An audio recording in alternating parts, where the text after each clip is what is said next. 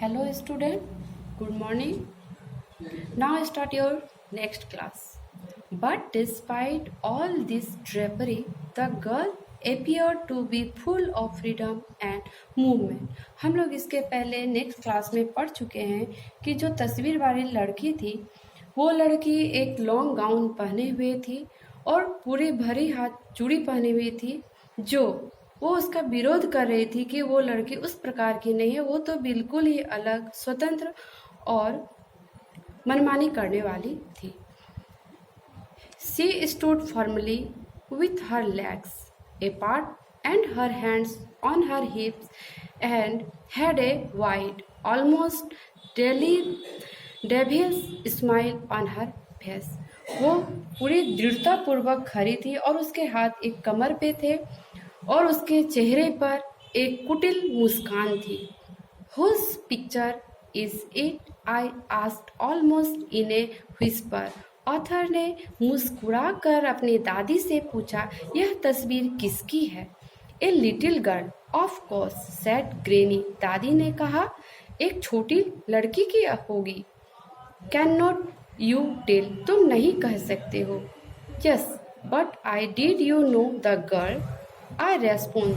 मैंने उत्तर दिया, हाँ, किंतु तुम तो जानती हो उस लड़की को। Yes, I knew her, said Granny. Granny ने कहा, हाँ, मैं जानती हूँ। But she was very wicked girl. किंतु वो बहुत ही दुष्ट लड़की थी। And I should not tell you about her. और मैं तुम्हें उसके बारे में नहीं बताऊंगी।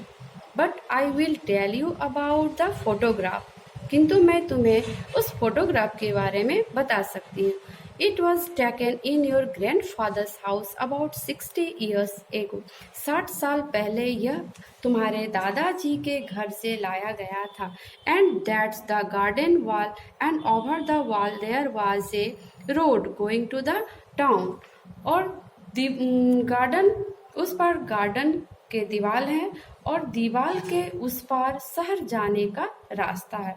Whose hands are they? I asked. मैंने पूछा कि वो उसमें हाथ किसके हैं? Coming up from the other side, Granny squinted and looked closely at the picture and shook her head. दादी ने बहुत ही करीब ला करके उस तस्वीर को देखा और सिर हिला दिया। It's the first time I have noticed, she said.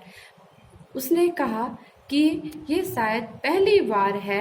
They must have been the sweeper boys or maybe they were your grandfathers. ये लगता है उस स्वीपर बॉय का होगा या फिर तुम्हारे दादाजी का होगा। They do not look like grandfather's hand, I argued. His hands are all bony. मैंने सहमत होकर के कहा कि वो दादाजी के हाथ नहीं लगते हैं, उनके हाथ तो हड्डी वाले हैं। Yes, but this was 60 years ago, replied Granny. Granny ने उत्तर दिया, हाँ, किंतु ये तो 60 साल पहले की बात है। Did not he climbed up the wall after the photo?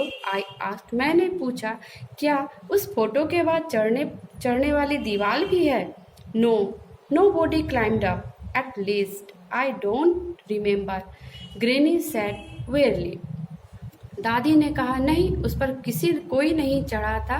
मुझे लगता है कि मुझे ये सब बातें याद नहीं है। And you remember well, Granny, I said. और तुम्हें अच्छी तरह याद है, ग्रेनी, मैंने कहा। Yes, I remember. What is not in the photograph? दादी ने कहा, हाँ, मुझे याद है। उस फोटोग्राफ में क्या नहीं है, मुझे सब याद है। It was a spring day. उस समय बसंत ऋतु थी। There was a cool breeze blowing, nothing like this. उस समय ठंडी हवा चल रही थी।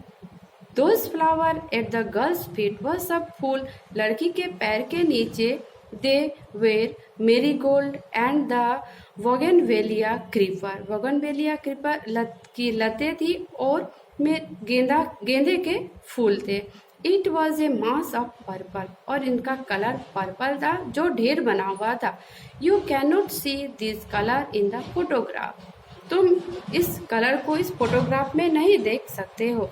And even if you could as now a day you would not be able to smell the flowers or feel the breeze, Granny said with a smile. दादी ने एक मुस्कुराहट के साथ कहा, तुम उसका अभी भी गंध को और फूलों के गंध को और ठंडी हवा को महसूस नहीं कर सकते हो। And what about the girl, I asked, मैंने पूछा, और उस लड़की के बारे में? Well, she was a wicked girl, replied Granny. Granny ने उत्तर दिया, अच्छा, वो एक दुष्ट लड़की थी। You do not know the trouble they were getting her into those fine clothes she's wearing. वो उस समय क्या प्रॉब्लम हुआ मैं तुम्हें नहीं बता सकती हूँ, जो वो इतने सुंदर कपड़े पहने हुए थी।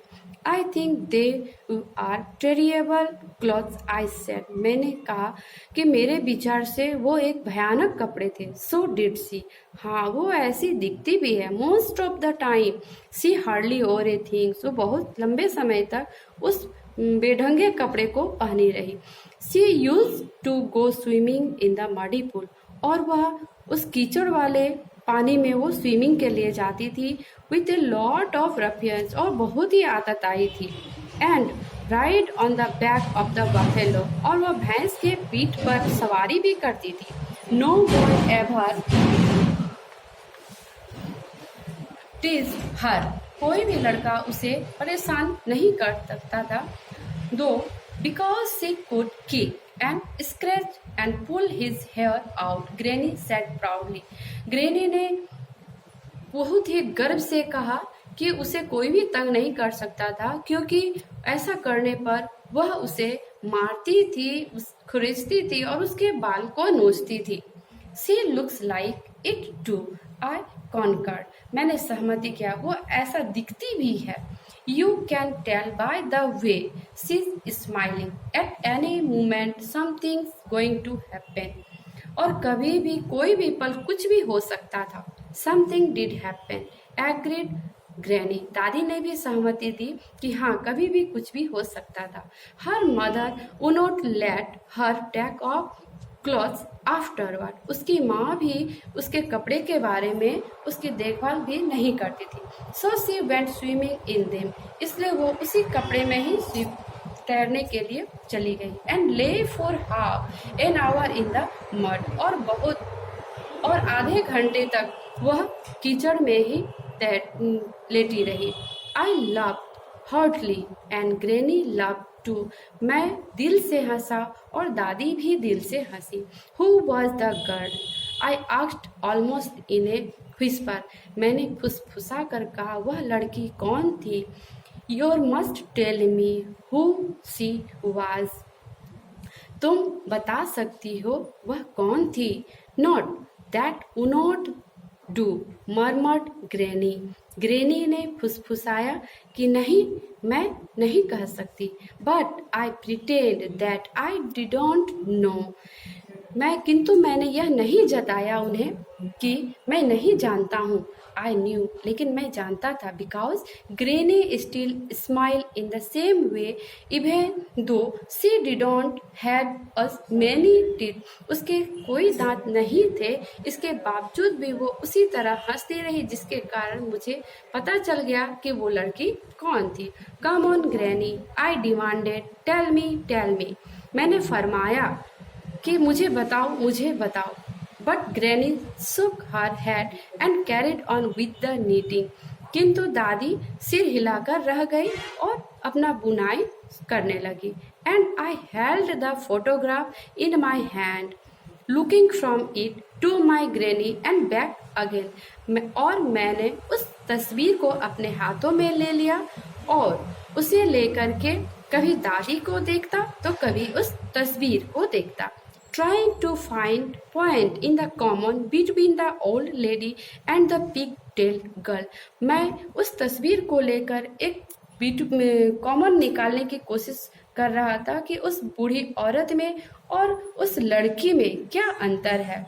A lemon colored butterfly settled on the end of Granny's knitting needle.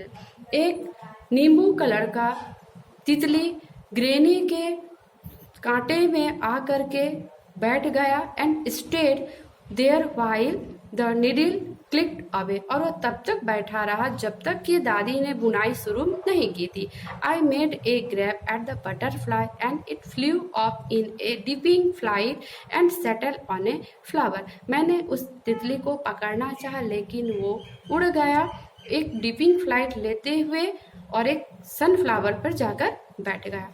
I wonder whose hands they were, whispered Granny to herself. Granny ने अपने ही आप में फुसफुसा कर कहा कि मुझे आश्चर्य है कि वो हाथ किसके थे. With her head bowed, उसके सिर नीचे रहे and her needle clicking away in the soft warm silence of that summer afternoon. उसके सिर नीचे रहे और कांटे चलते रहे उस गर्मी के दोपहर के पूरी दोपहर उसके कांटे चलते रहे. Thank you.